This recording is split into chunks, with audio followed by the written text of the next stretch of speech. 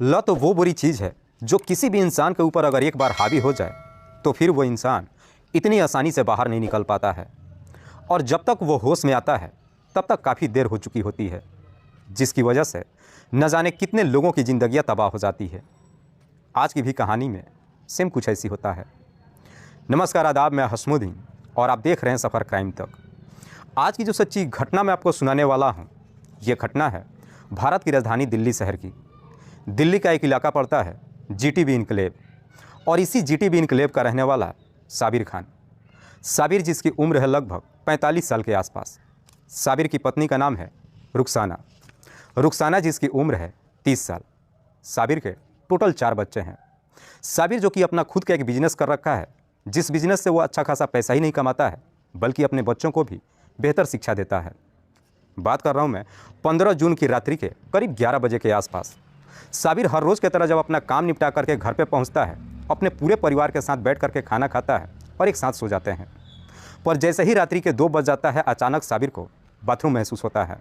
इसलिए साबिर अपने ही घर के सेकंड फ्लोर के टॉयलेट में चला जाता है। इधर रुखसाना बेड पे ही अपने पति का इंतज़ार करने लगती है। पर काफ़ी देर तक जब साबिर वापस नहीं आता है, रुखसाना अपने पति को आवाज़ देते हुए सीढ़ियाँ चढ़ करके सेकंड फ्लोर पे जाती है। पर सेकंड फ्लोर पे जब पहुंचती है तो सीढ़ी पे जो दरवाज़ा लगा था उसकी कुंडी दूसरी तरफ से लगी हुई थी। वहीं पे खड़ी होकर के रुखसाना अपने पति को कई बार आवाज़ देती है, ना तो दरवाज़ा खुलता है और ना ही साबिर कोई उधर से जवाब देता है। इसलिए रुखसाना अपने घर से बाहर निकलती है और पड़ोस के रहने वाले असलम के पास जाती है और असलम से सारी बात बताती है। असलम को भी बड़ा अजीब सा लगता है कि आखिरकार साबिर कोई जवाब क्यों नहीं दे रहा है। असलम अपनी पत्नी को लेकर सीधे रुखसाना के घर पे पहुंच जाता है और वो भी सीढ़ियों पे चढ़ के जाकर दरवाज़ा खटखटाने की कोशिश ही नहीं करता है बल्कि कई बार साबिर को आवाज़ भी लगाता है, पर इसके बावजूद भी साबिर कोई जवाब नहीं देता है। तभी असलम की नज़र बगल के बालकनी में चली जाती है। बालकनी में जो सफ़ेद कलर की एक चादर दिखाई देती है। असलम जब उस चादर के बारे में रुखसाना से पूछताछ करता है, उस चादर को देखकर साबिर का बड़ा बेटा शाहिद वहाँ पहुँच जाता है और चादर हटाता है। चादर में हल्का खून भी लगा था। शाहिद जैसे ही चादर को हटाता है, उसके अंदर का नज़ारा देख वो ज़ोर ज़ोर से चीखने चिल्लाने लगता है। दरअसल उसी चादर में साबिर का डेड बॉडी पड़ा हुआ था। साबिर के शरीर पे किसी तेज़धार हथियार से कई बार वार किया गया था। जैसे ही इस तरह का नज़ारा देखते हैं, सब के सब ज़ोर ज़ोर से चीखना चिल्लाना शुरू कर देते हैं। तभी असलम इस बात की जानकारी नज़दीकी थाने में दे देता है। इधर पुलिस को जैसे ही सूचना मिलती है, पुलिस उसी रात को ही अपनी टीम के साथ रुखसाना के घर पर पहुँच जाती है। पुलिस जब साबिर की डेड बॉडी को देखती है तो मालूम चलता है कि उसके शरीर पे किसी तेज़धार हथियार से कई बार वार किया गया था। वो चाकू भी बगल में ही पड़ा था। चाकू को पुलिस अपने पास रख लेती है और घटनास्थल की बड़ी बारीकी तरीके से मुआयना करती है। पुलिस जब इस हत्या के बारे में साबिर की पत्नी रुखसाना से पूछताछ करती है तो रुखसाना भी पुलिस को वही जवाब देती है जो इससे पहले अपने पड़ोस के रहने वाले असलम को बता चुकी थी। रुखसाना जब इस तरह की बातें पुलिस वालों से बताती है, पुलिस को लगता है कि जो भी अपराधी होगा या तो साबिर के जानने वाला होगा या फिर घर का ही कोई सदस्य होगा, क्योंकि साबिर के घर में आने का मात्र एक ही रास्ता था। उसी रास्ते से अपराधी आए भी होंगे और उसी रास्ते से वापस भी गए होंगे। उस वक्त तो पुलिस रुखसाना से ज़्यादा पूछताछ नहीं करती है बल्कि साबिर की डेड बॉडी को अपने कब्जे में लेकर पोस्टमार्टम के लिए भेज देती है और फिर रुखसाना के ही तहरीर पर धारा 302 के तहत अज्ञात अपराधियों के विरोध में मुकदमा दर्ज करती है और इस केस की छानबीन करना शुरू करती है। इधर 2 दिन के बाद जब साबिर का पोस्टमार्टम रिपोर्ट आता है, उस रिपोर्ट में बताया जाता है कि साबिर के शरीर पे 32 बार वार किया गया था। पुलिस अब अपराधियों तक पहुंचने के लिए साबिर के जितने भी जानने वाले होते हैं सबके नंबरों को सर्विलांस पे डाल देती है और साथ ही साथ अपने खबरियों को भी काम पर लगा देती है। जैसे ही कुछ दिन का समय गुजरता है, आखिरकार पुलिस को यह मालूम चल जाता है कि साबिर की हत्या करने वाली कोई और नहीं बल्कि उसी की पत्नी रुखसाना है। लेकिन पुलिस को यह भी मालूम चलता है कि साबिर की हत्या करने में सिर्फ रुखसाना का ही हाथ नहीं है बल्कि और भी कई लोग शामिल है। इसीलिए पुलिस रुखसाना को अपने कस्टडी में नहीं लेती है। पुलिस सोचती है कि अगर रुखसाना को कस्टडी में लिया जाता है, बाकी के सारे अपराधी चौकन्ने हो जाएंगे और फिर वो फरार हो जाएंगे। इसीलिए पुलिस अब बाकी के आरोपियों को भी तलाश करना शुरू करती है। जैसे ही लगभग 1 सप्ताह का समय गुजरता है, आखिरकार उसमें से 4 हत्यारे पुलिस के हाथों चढ़ जाते हैं, जिसमें से एक का नाम है साने आलम, दूसरे का नाम है आमिर हुसैन, तीसरे का नाम है हनीफ और चौथे का नाम है अलाउद्दीन। पुलिस जब इन चारों को अपने कस्टडी में लेकर आती है, उसके बाद से इन चारों से साबिर की हत्या के बारे में पूछताछ करती है। ये चारों ही साबिर की पत्नी रुखसाना का नाम बताते हैं। जैसे ही रुखसाना का नाम क्लियर हो जाता है, पुलिस अब रुखसाना को अपने कस्टडी में लेने के लिए उसके घर पर पहुंचती है। लेकिन पुलिस जब रुखसाना के घर पे पहुंचती है तो मालूम चलता है कि रुखसाना अपना घर छोड़ करके फरार हो चुकी है। इसीलिए पुलिस अब रुखसाना की भी हर जगहों पर तलाश करना शुरू कर देती है और आखिरकार पुलिस अपनी कड़ी मुशक्कत के बाद 4 नवंबर को रुखसाना को भी अपने कस्टडी में ले लेती है। दरअसल रुखसाना 4 नवंबर को अपने घर पे कुछ सामान लेने के लिए रात्रि के वक्त पहुंचती है। इससे पहले कि रुखसाना अपने घर पे पहुंच पाती, पुलिस रुखसाना को अपने कस्टडी में ले लेती है। पुलिस जब रुखसाना से उसके पति की हत्या के बारे में पूछताछ करती है, रुखसाना जब इस हत्या की पूरी कहानी बताती है तो वाकई में इसे सुनने के बाद हर कोई चौंक सा जाता है। दरअसल इस कहानी की शुरुआत होती है उत्तर प्रदेश से। रुखसाना जो उत्तर प्रदेश के जिला बदायूं के अंतर्गत रमजानपुर गांव की रहने वाली है। रुखसाना के पिता जो बेहद ही गरीब परिवार से है। रुखसाना जो देखने में जितनी ही खूबसूरत उतनी ही तेज तर्रार। रुखसाना जब 15 साल की होती है, जैसे ही जवानी के दहलीज पे कदम रखती है, पढ़ाई लिखाई तो नहीं करती है बल्कि उसी के गांव के कई लड़कों के साथ में उसका अवैध संबंध शुरू हो जाता है। बल्कि गांव के लड़के जितने भी होते हैं जब रुखसाना की खूबसूरती को देखते हैं उसके आगे पीछे घूमना शुरू कर देते हैं। रुखसाना का किसी एक लड़के के साथ में प्रेम प्रसंग नहीं शुरू होता है बल्कि गांव के कई लड़कों के साथ में अवैध संबंध शुरू हो जाता है। इस बात की जानकारी पूरे गांव के लोगों को मालूम चल जाता है। रुखसाना के जितने भी आशिक होते हैं उन्हीं में से एक है साबिर। साबिर जो उसी के गांव का रहने वाला है, जिसके पिता का नाम है नौसे मियाँ। हालांकि साबिर और रुखसाना के बीच उम्र का लगभग 15 साल का फासला है, लेकिन इसके बावजूद भी साबिर और रुखसाना के बीच में अवैध संबंध शुरू हो जाता है। लेकिन रुखसाना और साबिर के बीच में जब संबंध बनता है, साबिर रुखसाना का एकदम से दीवाना हो जाता है। दीवाना ही नहीं होता है बल्कि रुखसाना से शादी करने का फैसला भी कर लेता है और एक दिन रुखसाना से शादी करने की बात कहता है।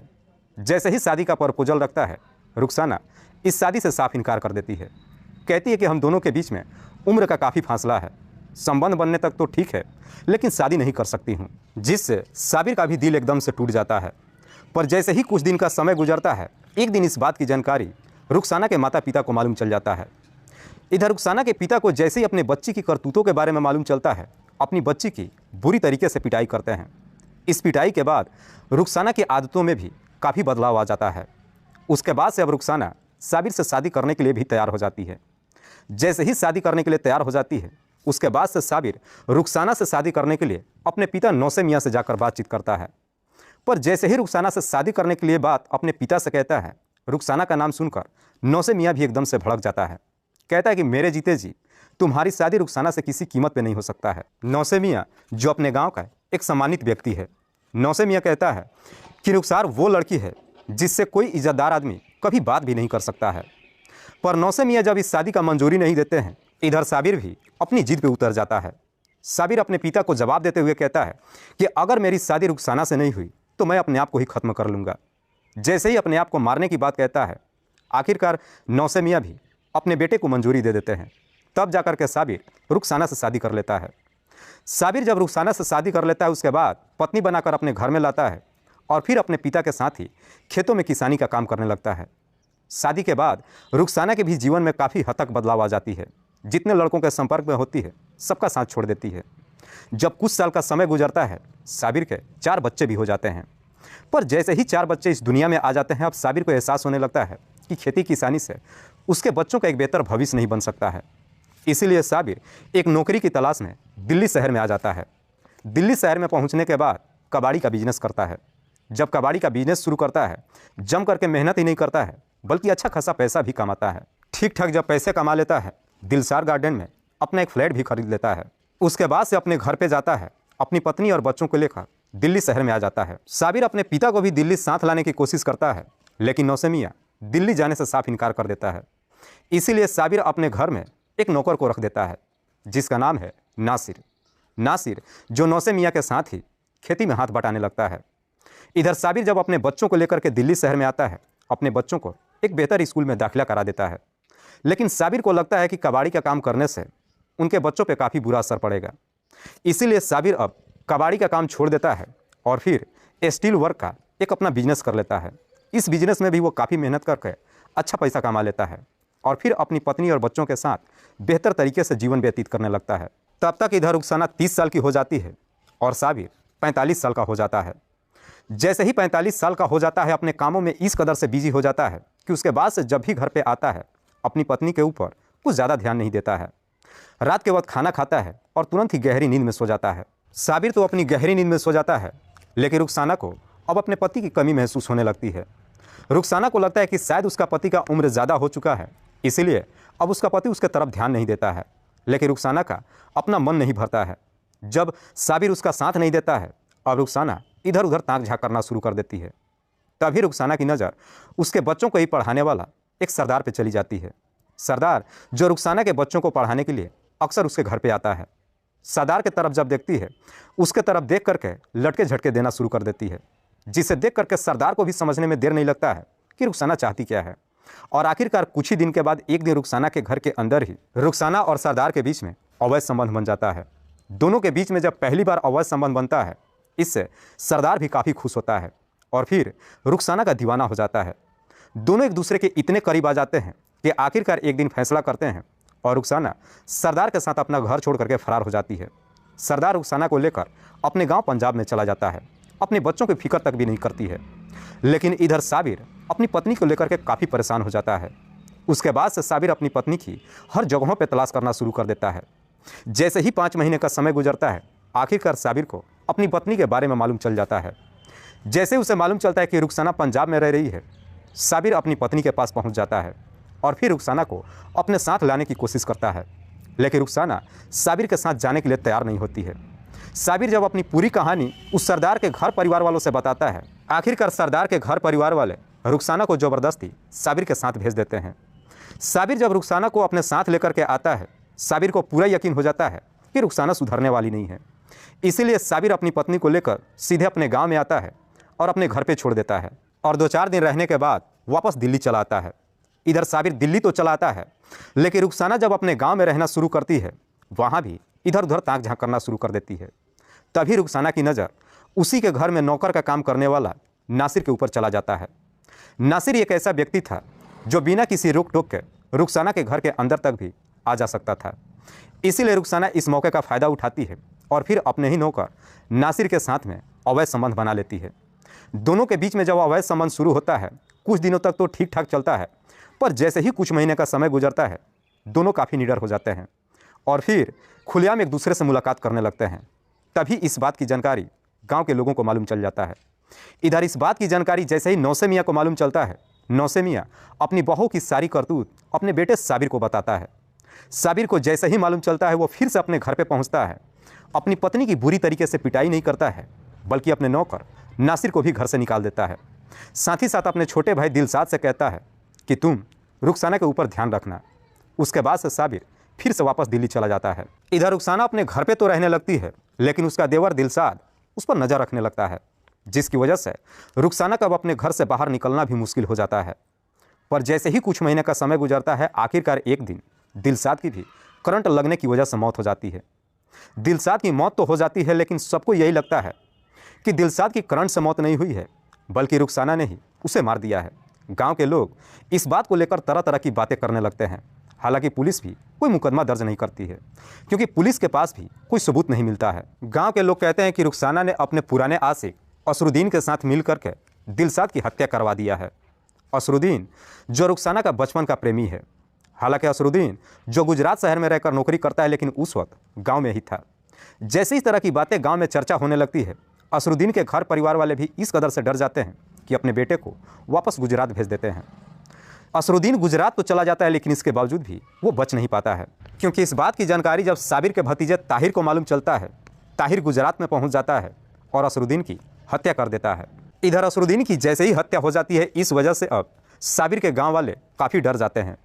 साबिर के गाँव वाले अब उसके पास फ़ोन करते हैं और कहते हैं कि तुम अपनी पत्नी को जल्द से जल्द अपने पास लेकर के जाओ, क्योंकि उसकी वजह से अब गांव में खून खराबा तक भी होने लगा है। जैसे ही गांव के लोग अब साबिर के ऊपर दबाव डालना शुरू करते हैं, साबिर फिर से गांव में पहुंचता है और अपनी पत्नी और बच्चों को लेकर वापस दिल्ली में पहुंच जाता है। लेकिन वापस जब पत्नी को दिल्ली लेकर आता है, अपने नौकर नासिर को ही लेकर के अपनी पत्नी की हर छोटी मोटी बातों पर लेकर बुरी तरीके से पिटाई करने लगता है, जिसकी वजह से अब रुखसाना भी काफ़ी तंग आ जाती है। आए दिन हर रोज़ छोटी मोटी बातों को लेकर जब साबिर अपनी पत्नी की पिटाई करने लगता है, रुखसाना इस कदर से तंग आ जाती है कि अब वो अपने पति को इस दुनिया से हटाने का तय कर देती है। और फिर रुखसाना अपने पति को इस दुनिया से हटाने के लिए अपने नौकर नासिर से बातचीत करती है।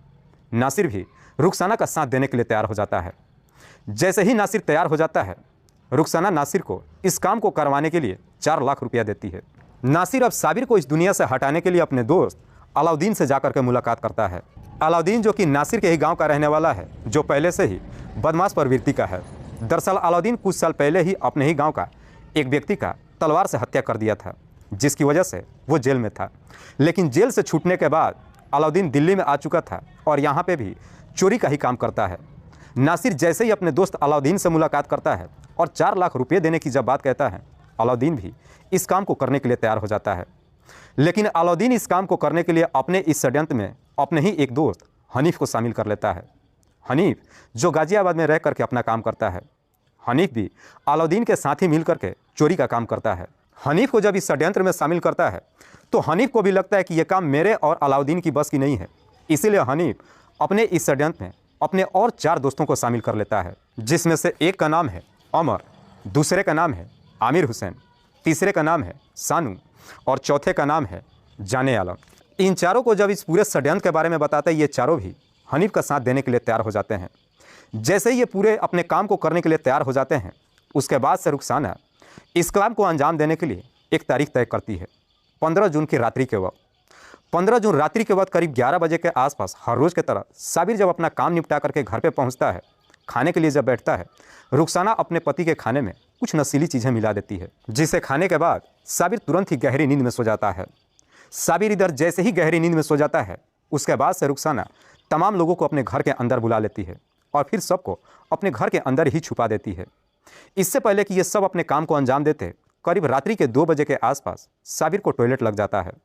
इसीलिए साबिर 2nd फ्लोर पे चला जाता है, पर जैसे ही सीढ़ियों पे चढ़ने की कोशिश करता है, ये सब जाकर के मिलके साबिर को पकड़ लेते हैं, उसका मुंह दबा देते हैं और अपने पास एक तेज़ धार हथियार निकालते हैं और फिर उसी हथियार से साबिर के ऊपर एक पर एक कई सारे वार करते हैं, जिसकी वजह से साबिर के मुंह से चीख तक भी नहीं निकल पाती है और उसकी घटनास्थल पर ही मौत हो जाती है।